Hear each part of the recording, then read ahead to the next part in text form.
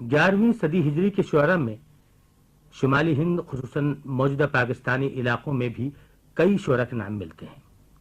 پنجاب میں شیخ عثمان، شیخ جنید، مولانا عبدی اور ناصر علی سرہندی کے علاوہ فاضل بٹالوی کا نام بھی بہت نمایاں ہے۔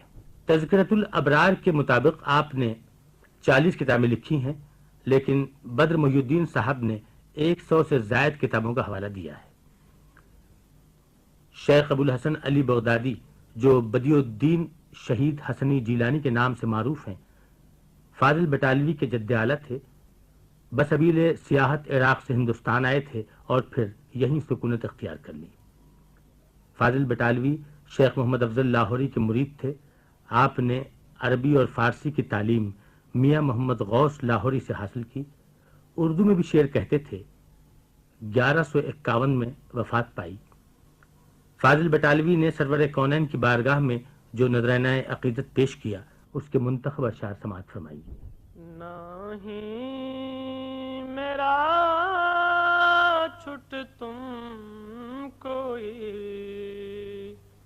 انظر بحالیا نبی، نہیں میرا چھٹ تم کوئی انظر بحالیا نبی، حیرین دن غفلت بڑی انظر بحالیا نبی، حیرین دن غفلت بڑی انظر بحالیا نبی،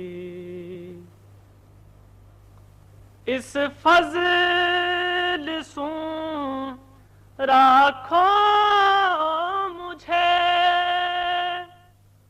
من نزل درجات صفا،